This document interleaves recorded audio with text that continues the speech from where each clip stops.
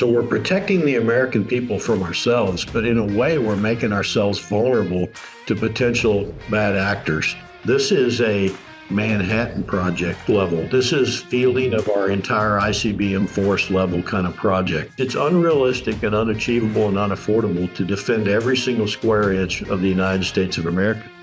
So what are those key things that you must defend that can bring us to our knees in a time of crisis? One of the major differences right now than leading into World War II is we are so economically intertwined with potential adversaries, especially the People's Republic of China, that there's going to be economic impact. So, hey, welcome back to the Aerospace Executive Podcast. I'm really happy to have Glen VanHerck with us. I should say General Glen VanHerck.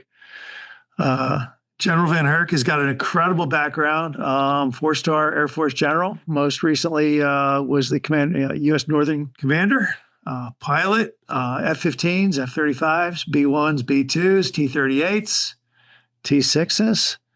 Incredible aerospace background. Glen, thanks for coming on today. Appreciate you being here. Well, thanks for having me. I actually grew up living on an airport here in Missouri, and Mom and Dad were both pilots, so it was in my DNA from the beginning. Was aviation a livelihood for your father, or was it? How'd you get started? Well, he was just general aviation. He rebuilt airplanes. My mom learned. My dad did the solo on his 16th birthday, got his license on his 17th birthday, and when we moved back here to Missouri, we ended up living in a house right on a runway. So it was in my front yard all the time. And it's kind of in your blood. When did you start? How old were you when you first started flying? When I started manipulating the controls, I was 15. My first college course was actually a night course, taking the FAA ground school for my private pilot's license at 15 years old. There you go. And first airplane, Cessna, Piper? I soloed in a Cessna 150J model, 1967 Cessna 150. But my father, he had Champs. He had a Taylor Craft. I believe it was an L3 or L4. I actually went and saw the gentleman that owns that airplane in San Antonio when I was serving in the military. So it's in my background. I still love it. Very cool. So Air Force ROTC out of University of Missouri? Yeah, 1987 Air Force ROTC. I really didn't know about the academies as a high school guy, small school here in Missouri. I didn't know about those opportunities, but learned pretty quickly that to get in the Air Force and fly, you need to go to college, make sure you had that degree, and that's what I did. There you go. So impressive background of airplanes. Started out F-15s, F-35s, B-1s, B-2s. Any particular favorite assignment? They're all my favorite. I tell people it's not about planes and places. It's about faces. It's about people. Yeah. And I loved all of them along the way, truly. If you had to make me go back and fly one, I'd go back to the first one, which was the F-15C. And first 4 years were spent at Kadena in Okinawa, Japan. You and I talked a little bit about flying in the Philippines, and just incredible time to fly, late 80s, early 90s. Absolutely loved our assignment there with my spouse, Marilyn. So you obviously love aviation. Was that, and love of aviation, incredibly impressive military career. Was the career driven by the love of aviation? How do you attribute the success? Well, I tell people that, I came on active duty because I wanted to fly airplanes, but I really joined the Air Force for the mission and the people. And that happened, after about 10 years in the vicinity of 9/11, when we're sending people off into combat. And I'm an operations officer responsible for training and making sure those people were ready to go to combat. And that's when I joined. And that's why I stayed. I certainly love flying airplanes, but that's not why I stayed in the Air Force. The mission and the people made me stay. It's a great mission and impressive background. So, lots happening. Let's talk a little bit about the world and kind of let's shift a little bit. Big news out of Russia, Ukraine, Russia, with Russian bombers.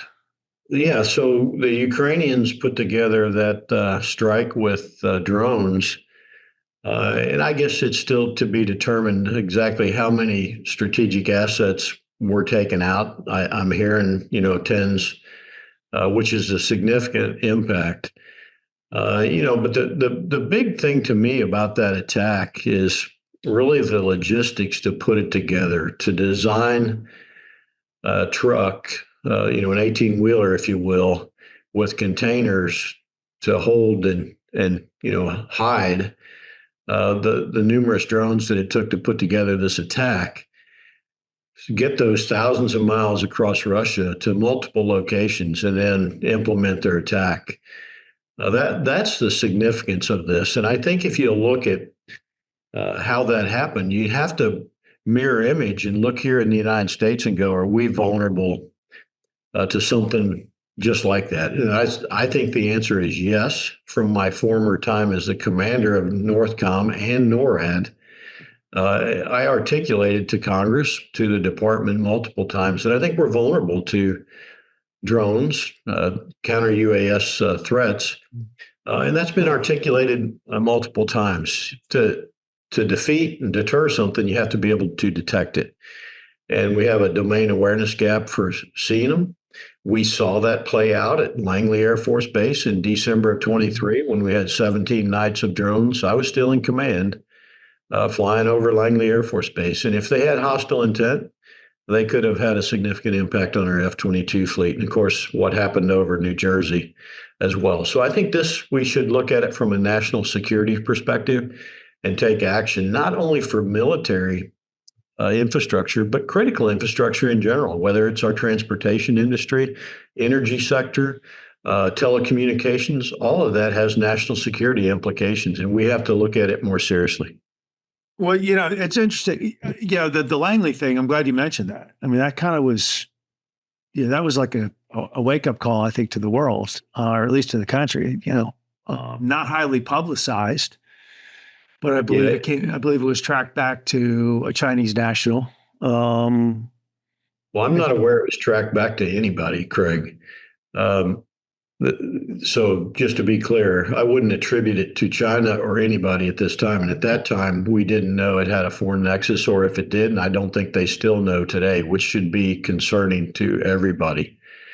But for me, it was really concerning that I had almost no capability to do anything about a threat in our homeland, which I was charged with as the commander of NORAD and United States Northern Command.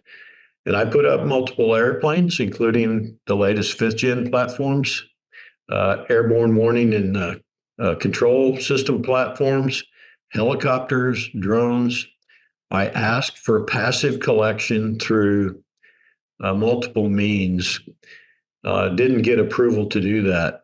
And so we have some things to work on. First is putting capability in place in our homeland and our critical infrastructure to detect, target, track, ID, and if required, engage. But one of the challenges, I would tell you, is the policy right now. And what DOD's authorized is to engage within their own fence line, but not outside the fence line. And there's valid reasons behind that. The FAA, Department of Transportation, is concerned with interference with commercial and general aviation aircraft. If you're engaging outside the wire or you're jamming, maybe that has potential implications for safety. So we have to work through that, if you will, and we have to work through the policy on collection in the homeland. To be honest with you, for good reason, DOD is limited on collecting passively because it's viewed as spying on the American people. Mm-hmm. So we're protecting the American people from ourselves, but in a way, we're making ourselves vulnerable to potential bad actors. Again, we have to go through and I think have a look and balance what's best for national security. And I'm hoping the events in Russia are going to help us do that. Yeah, it really is. I mean, it is an interesting dilemma. Like you said, we can't spy on ourselves. It's the issue of being a free country with a constitution that right, and that it does leave doors open. What it leads to right now is an approach a law enforcement approach to responding to drones. So law enforcement can collect when there's a foreign nexus for sure. Information. But the way law enforcement works typically is respond after an event occurs. To truly defend, you have to be proactive. You have to see it coming, have the ability to take action well outside your borders before it's a threat. We're just not there right now. I would say that's the key thing we need to focus on. And this is not a DoD problem or solely a homeland security problem. This is a whole of nation problem. Sure. It's just not about DoD installations. It's more broadly about critical infrastructure that provides power, water, sewer, gas, banking, you name it. Those are all vulnerable to what we saw happen in Russia. And we have to make sure that those things most critical to us that could bring us to our knees in a time of crisis are defended. Do you think that's a technology? Is that a technology? Obviously policy is going to be a big hurdle to, I don't want to say hurdle, but it's a challenge to determine the policy that fixes it. But now does it become technology? We can't, you can't just actively jam a perimeter without without bigger wider ranging effects. You see laser, you have people experimenting with laser defenses now, things like that. Is it a policy and technology challenge? Is it a policy? What's the biggest hurdle? Well, technology exists to deal with the challenge right now. It's a cost challenge. Certainly, we have to stay below the cost curve and make ourselves.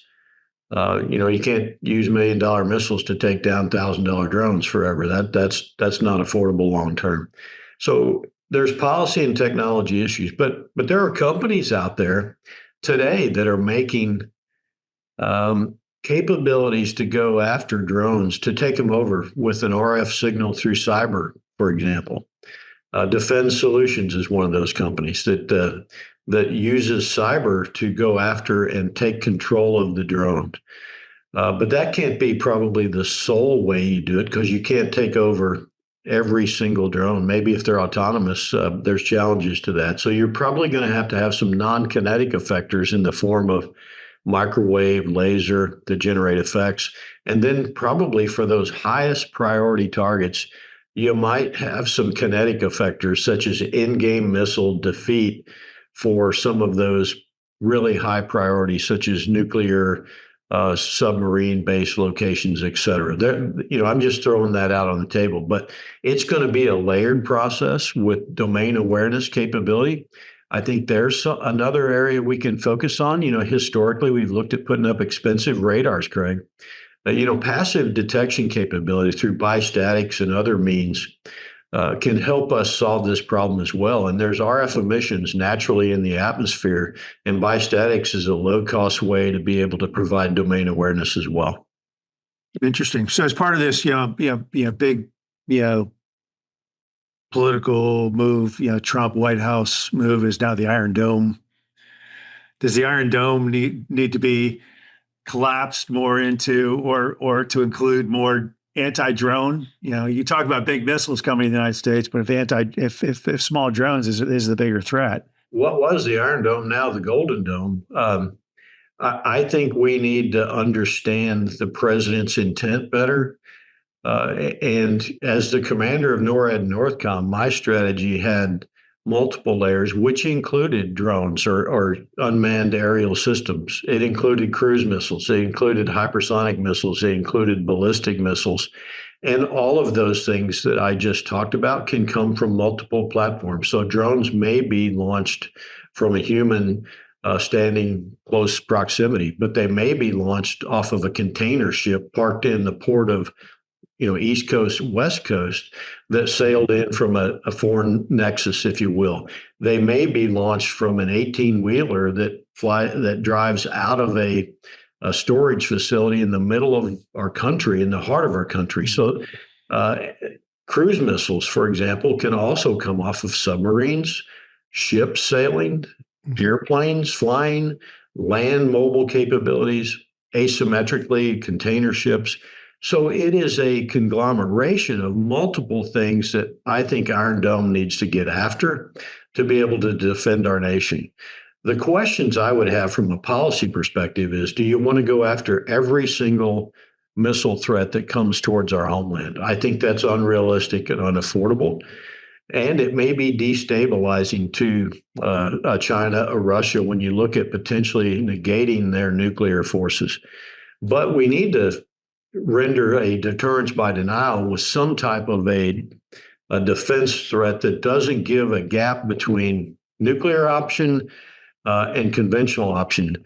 And maybe that's to go after dozens or hundreds of those missiles so that we force any potential adversary to utilize a large strike if they're going to attack our homeland, which they know brings a nuclear response. And that is what deterrence is all about. That puts stability back into the system. But there are many policy decisions that I think we need to look at when it comes to Golden Dome. It's a fascinating discussion. I mean, you could talk for hours on this. Literally,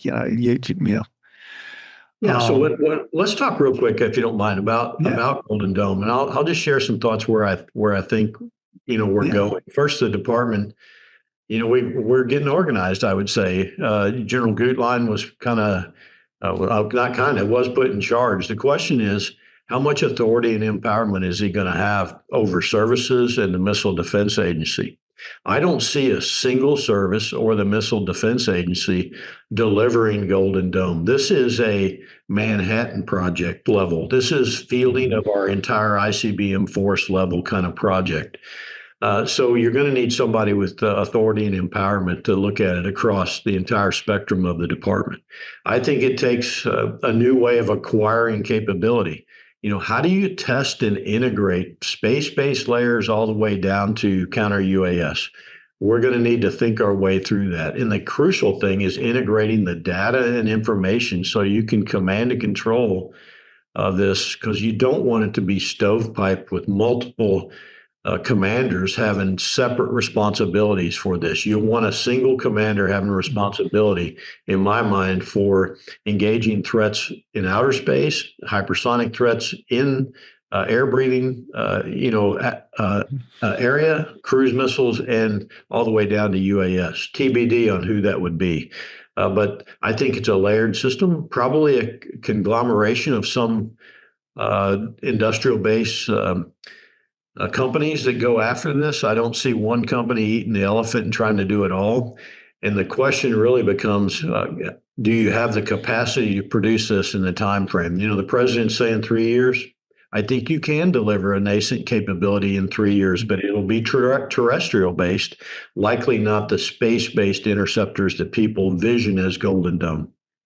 A lot of new players, and you've got your defense primes, the usual suspects, Lockheed, Northrop, et cetera. But now you got Anduril coming into the picture. You've got Palantir coming in. A lot of new smart tech brain power moving into DoD. I take it this is more what you're saying is much more of a public-private, a little bit more of a public-private partnership to say, hey, what are the capabilities of tech that tech can deliver and bring to the DoD versus the DoD setting a policy and looking for it. Yeah, I think we have an opportunity to reshape and fundamentally reshape acquisition of the Department of Defense with Golden Dome. I don't think this is going to be the standard acquisition. Put a request for a proposal. One company comes back and wins this. This is going to require multiple entities partnering together to deliver new technology, partnering to test it, field it, integrate it, and deliver it. That's why General Gutlein is going to be so important to pull all of that together.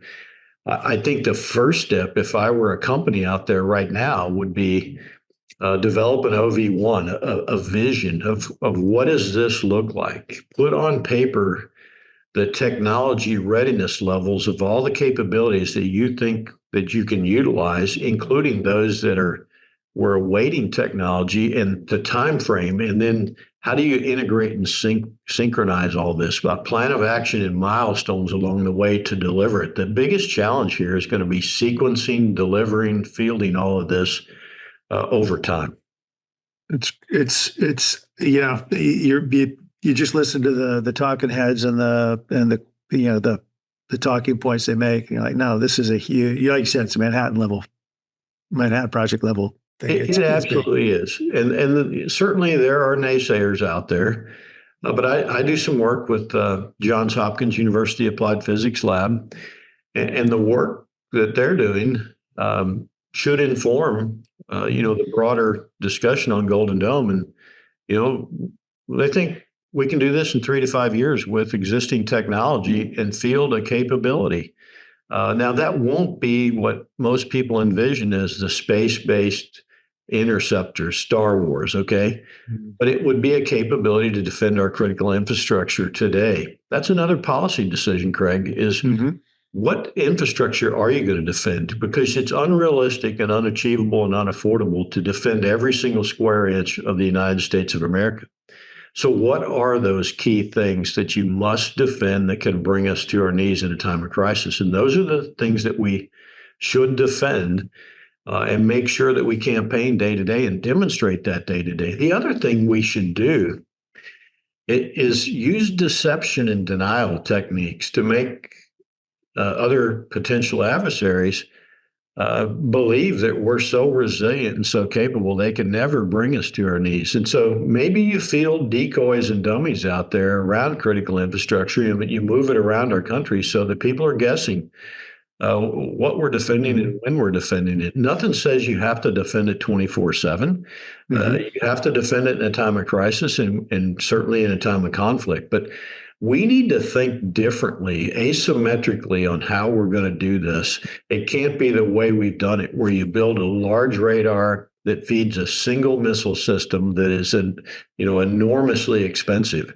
That radar can provide awareness from small UAS to space-based domain awareness, and we need to make sure it does that, and we need to share that information. So this requires removing the legacy thinking and thinking differently and changing culture. Which means there's a lot of thinking that needs to be changed. When you think about the political aspect of it, the military aspect of it, the industrial aspect of it. Yeah, but I'll go back. I think it's an opportunity. I agree. I totally agree. Look, it's a huge opportunity. I mean, it's a huge opportunity. I mean, the tech is moving faster than the world. I mean, So 3 or 4 decades ago, the Department of Defense led the way in innovation. That is no longer the case. But the culture hasn't adapted inside the department and inside our government to move forward faster with the innovative companies, the Silicon Valleys, the Andurils, the others that are out there that can fundamentally change. The challenge, Craig, is these small companies that I won't call them small, but small to medium companies. They may be the dog that catches the car. The question is, can you scale out to produce at the level you need the total capacity needed for a nation, for a Department of Defense? And that's the challenge. The industrial base is candidly challenged today, getting workers needed, skilled workers. I'm talking welders, electricians, the folks needed to produce in the industrial base. That's a challenge for us as well. Yeah, no doubt. And I've written numerous blogs on that very same thing. If you go back to World War II, you think about the industrial base, it was a depression. 1939 was a depression. 1940, it was all hands on deck. The entire industrial base supporting World War II was built in about 18 months. You just got to change the thought process. And, it's not, we can't. It's now we need to, and we need to rethink about, and just the whole issue needs to be rethought. Industry, DoD, government, policymakers. It's just a new paradigm shift. Yeah, I couldn't agree more. And we have an education challenge as well. Folks need to understand this from a national security perspective. And also from a fiscal perspective that, sending things offshore to produce them may be good monetarily for individual pockets, but from a national security perspective, it creates vulnerabilities. And we have to take a look at that as well. We've farmed out a lot of that work that you're talking about, that industrial based work that led us to success in World War II. It's time to maybe bring some of that back and ensure we have the capacity to do that in our homeland. Yeah, I couldn't agree with you more there. Education to me should be focus number one, and empowering kids to be smart, talented, educated. It truly is. The next gen. It is the future of the country right there. Yeah, and we have to educate the public and Congress and others on the fact that it's going to cost to do some of this. When you go to the store, it may cost a little more because you're paying probably a little more for the product. Yeah. But for your own national security, maybe it's worth it. One of the major differences right now than leading into World War II is we are so economically intertwined with potential adversaries, especially the People's Republic of China, that there's going to be economic impact, especially if we actually end up in a fight. We just need to understand that and make sure that folks are willing to take that risk or not take that risk. Yeah, look, ships, chips, pharma. Yes, absolutely. Energy, minerals. Those are things that need to be produced here. Steel, stuff that, look, that's, it's common sense. It says there's some things that just need to be made in the United States. Yeah, I learned that. I learned that firsthand as the commander of NORTHCOM during COVID and the response there when, 80% of your pharmaceuticals are coming from a foreign country or foreign area that could be manipulated day to day or in a crisis. Much of the personal protective equipment in the medical industry is made in those same countries. That becomes a national security issue. Mm-hmm. The minerals and the resources to produce key things such as chips, batteries, key things are being harvested and stored by nations around the globe. We should pay attention to that. That's why it matters. And I look at what the administration's doing in many ways, and I think they're doing some of those things right now, and I applaud that. I agree. I just, hey, look, $20,000 for a Generac generator installation so I can keep a year's worth of insulin stored for my daughter because COVID taught us a very hard lesson. Yeah, I get it. Let's shift subjects a little bit. F-47 versus an improved F-35, or is it one? Is it the other? Is it both? What's going on in the manned fighter arena? I don't think you can not build the next generation fighter or air dominance platform. I think you're going to have to build that. It's a leap in technology. It's a leap in stealth. But I don't think that the future rests solely on an F-47. It's a blend of multiple platforms from F-47, an upgraded F-35, likely a 4.5+ gen fighter like the F-15EX. You don't need an F-47 here in the homeland sitting every day to go after potential threats here. You need a capable fighter to go after cruise missiles, and an F-15EX is a wonderful platform to do that. What I haven't talked about is the blend of fighters and unmanned capability, especially long-range strike platforms to fight forward. I think we need to rebalance. I think we're overbalanced a little bit in the fighter-centric to fight a fight in the Western Pacific, for example, that requires long logistic lines. It requires air-based defense. I think a combination of more B-21s, fewer fighters out there. I wouldn't buy less. I'd just buy more B-21s, candidly. And then a combination of unmanned low cost, attritable, but survivable, but they're attritable platforms that can oversaturate IADs, et cetera, that don't require a long logistics line to support them and air-based defense. They can launch from a long ways away. So I think we need to rethink that balance overall. I hope that makes sense to you a little bit. Yeah, it does. Does the B-21 mean big aircraft, carries a lot of fuel, stealth? Can you capabilities? How many can you make it an F-18 multi-mission, F-15 kind of multi-mission type of aircraft?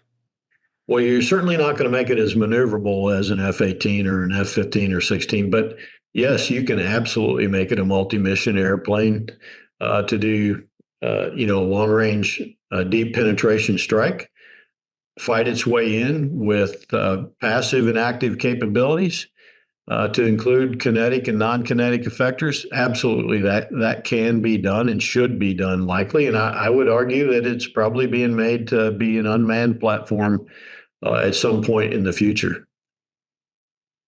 Is this, when we look at the defense budget, are we allocating enough money to, we're talking about, FA, the Navy's looking at the FAXX now, 6th generation, 5th generation for the Navy, wherever we're at now. You got the F-47, Lockheed Martin's coming out with the F-35.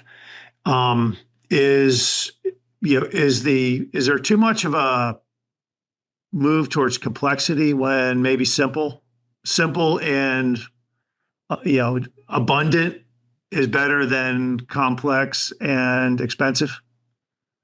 I think there needs to be a balance there. Capacity has its own dimension, if you will, and candidly, that's where we're challenged right now, is having the capacity to meet the demands of our policymakers. Over time, we've eroded that capacity because we haven't rebuilt fighters, whether it's in the Navy or the Marine Corps or the Air Force. We just haven't done it. And so what we're seeing now is you work a smaller fleet harder because the policy hasn't changed. And so I do think we need to look at affordable, survivable platforms that may not be that high end, F-47, F-35, but they can do the missions of homeland defense or support just fine, and give us a capacity that creates a problem in itself. But you do have to go down the high end fight, because I think if you don't build an F-47, for example, China or Russia doesn't have to plan to counter and negate an F-47.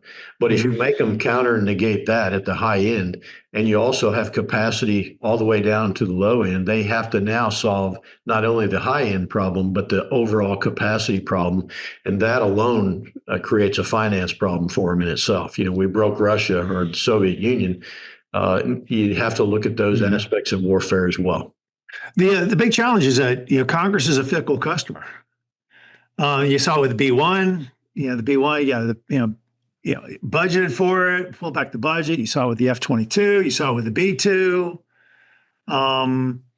We pump all this R&D into developing the airplanes, and that's where the expense is. And then we get halfway through a production run, and Congress says, we're gonna knock it back, which it's hard to plan. I mean,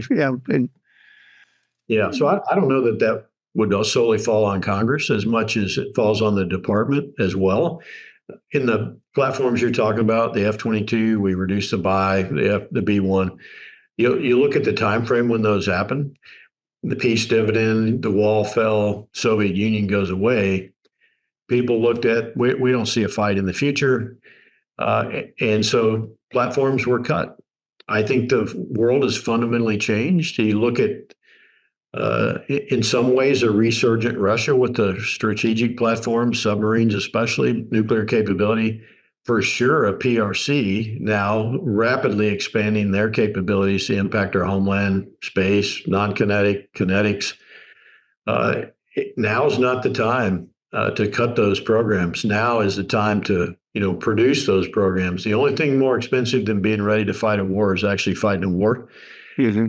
And the thing that would be worse about this is it could fundamentally change our country and is an existential threat to our country. And so we have to think about that. And people say, well, gosh, we're going to spend $1 trillion. Well, if you really do the math and you look at over time inflation, we're not spending as much as we were years ago when you account for inflation across the entire budget. So the budget has not kept up.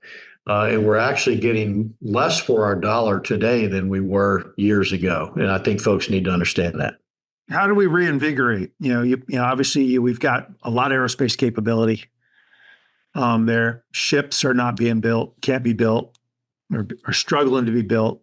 How do we reinvigorate, from the eyes of a senior military leader, how do we reinvigorate the industrial base and convince them that building the equipment the nation needs is a good investment? Well, first, you got to show predictability to them. And the department hasn't done that, and Congress hasn't done it. When you can't pass a budget, I think 14 of the last 15 years, we've been on a continuing resolution. And I think it was 1977, the last time Congress passed all 14 appropriations on time. So that should be embarrassing to all of us.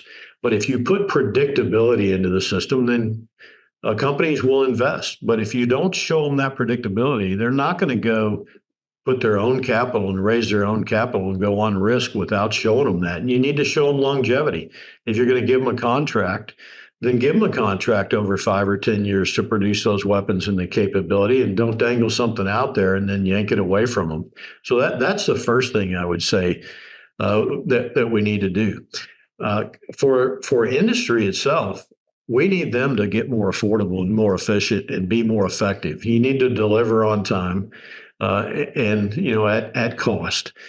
We haven't had a history of doing that, but that's not just solely industry. I would say that's also the department. I would say we need to look at our requirements process, Craig. Too often the department puts too many requirements out there that drive cost up and drive timeframes into this, and just convey what problem we're trying to solve and put the boundaries around it and allow industry to innovate. We tie their hands by putting too many requirements into the request for proposal in the document. And so we tell them what gadget we want built. They're going to build that gadget, whether it takes 20 years or 50 years, when if we would have told them the problem we're trying to solve, they could have come back with an innovative, effective solution at low cost in a time frame we could live with. Yeah. There's many ways to change. Yeah, I think it's funny you say it, because I think about like the first stab at the presidential helo. Evidently, we've got the S-92 now, but the first stab, we spent $7-8 billion. And by the time the White House got involved and all the cats and dogs got involved, it was an airplane that was very well equipped, but was too heavy to fly. Yeah. Yeah. Scrap it. Let's start all over. How do you? What do you do? You say, hey, look, at some point we're freezing engineering. We're freezing the design, and we'll move it to next, to B, C, D variants, whatever your changes are. We'll move it to future variants, but the first 100 of these things are going to be built like this. I think the process. This is kind of an oxymoron. It needs to be more flexible, but it needs to be more rigid as well. You have to be able to lock down at some point and field a capability. But the challenge right now is technology is changing so fast that you're in the middle of building a capability, and the technology has evolved. And now you want to add this new technology to that capability. Well, at some point, you just have to throw down and field the capability. The other thing is Congress has to be willing to accept some failures to go faster and field capabilities. We can't have a 2 or 3 year investigation when there's a failure to deliver from whatever, a missile shot or a rocket launch. The PRC doesn't do that. They just jump back on the horse and ride again. We have to accept some failures to go faster as well. Now, to do that, we need to bring in Congress sooner, and they need to be part of the process and attached at the hip with us, and be more transparent and be more collaborative with them, so that they have the trust and the understanding of where we're going. And I think if we do that, then they'll be more trusting, and it will go faster, and the relationship will be better. Is it? I mean, excuse my probably a stupid question here, but can you build a lot of stuff like open source? Modular, when modular. Hey, look, technology's moving fast. We'll just modular so we can plug in the next generation, and that is absolutely the way to go in today's data and software driven environment. Putting hardware in that you have to do structural modifications to platforms is not the way to go. We need plug and play modular open architecture systems that enables us to go faster. And I would argue that, our budget process needs to change as well, to where we get more flexible in the use of money, especially in the year of execution, but also across the FIDA, where in today's data and software driven environment, You're updating software and capabilities every 6 weeks, but the budget doesn't allow you to move in a timely manner to be able to do that. And so we need to go look at that and see how we can move. And Congress has done many good things for us to go faster and adapt quicker. Sometimes it's education and being willing to accept the risk and take ownership of going faster. I always thought it was a little bit of lack of trust in there. I mean, like I've done some contracts with some big primes, and there's a reason I don't work with the big primes is because I see their contracts and the way they're written, it leaves very little room for, we got to trust each other here.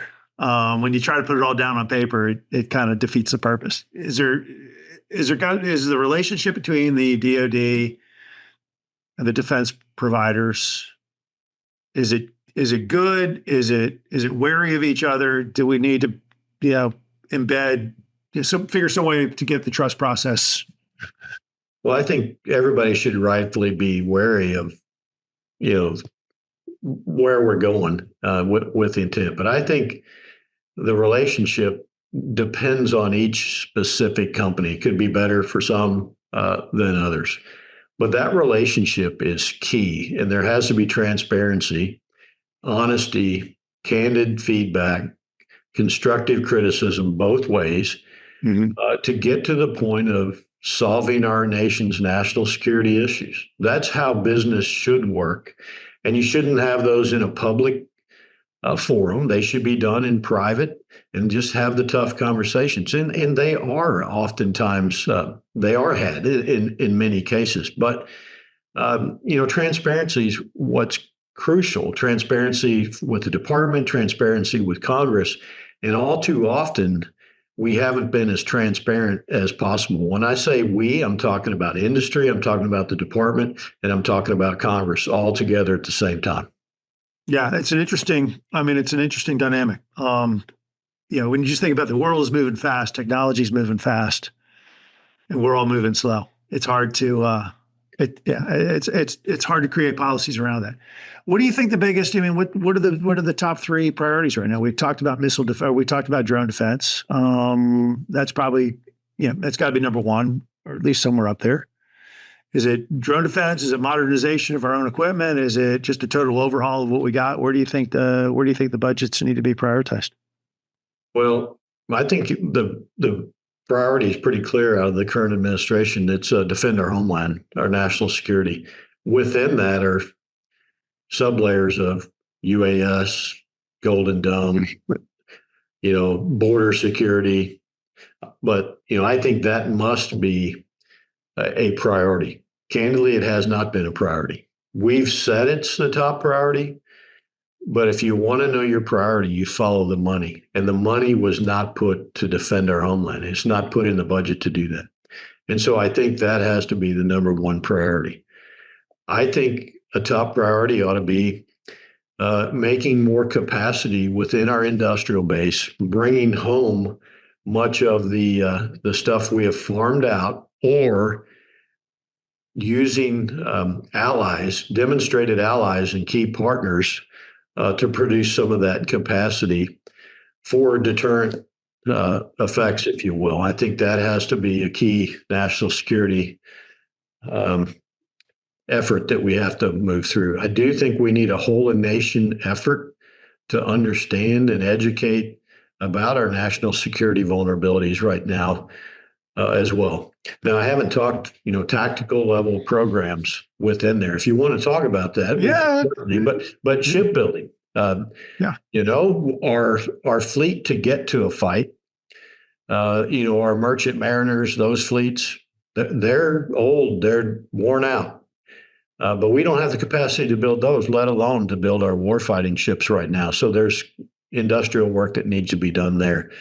I talked to a CEO within the last year or so, and that CEO said, I'm 6,000 workers short, and they don't exist for me to hire. So when I talk about a whole nation effort towards our national security, maybe that's a resurrection of vocational technical schools such as welding, electricians, machinists to support the things that we need to be done.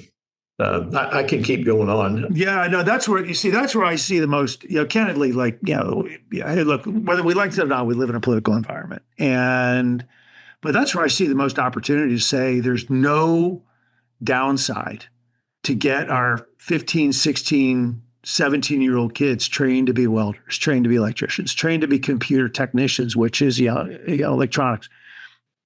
If we really focus on them, you can't argue about it. And it sort of takes that he said, she said, left, right, wherever you stand in the political spectrum, and it takes it out of it takes that argument out of the equation. Yeah, well, we have to make sure folks understand that there's true value in going into the trades, what you bring for national security, what you bring for industry to be able to go into those trades. There for a while, we said everybody needs to go to college. Well, not everybody needs to go to college, and there's a great living to be made in many other areas that have direct impact on our country, our national security, and we should recognize that and applaud that. I agree. Let's leave it there. So, are you still flying? I do fly. I have a Champions 7 CCM, no electric, hand prop, 800 pounds. Fun to fly. So that's what I fly most of the time. And you're flying out of which airport? I fly out of Hotel 57, Bismarck, Missouri, which is where I grew up. That's where my mom and dad lived, and I still have private land there with a hangar, and I'm fortunate enough to be able to have access to the runway. Got a great city mayor, and I enjoy getting out there every now and then and flying. Outside of flying, it sounds like you're doing a lot of advisory work. I do some advisory work. I'm the first thing I committed to was giving back to the department, being a senior fellow for National Defense University, some pro bono kind of work for national security stuff. But I am doing some advisory work, and I won't go into detail on who, but it's various companies across multiple sectors. I spend a lot of time focusing on artificial intelligence, machine learning, the data and info-driven capabilities, which I think are what enable us to be more efficient and effective. And I often argued that the only thing I could never give the president and the secretary enough of was time and decision space. And the only way you create more time and decision space is you process data and information faster and more effectively and disseminate it. And I firmly believe that. And we're in what I would say a revolution or evolution with regards to the use of data and information. And I love being part of that. I also love being part of growing leaders as well. I love it. Hey, Glenn, thank you for coming on to Greg. We could continue to talk for hours on this. A great conversation today. Thank you very much for coming on and just talking about kind of the tip of the spear as to what's happening. Thanks, Craig. It's an honor to be with you. Appreciate it. Thank you, sir.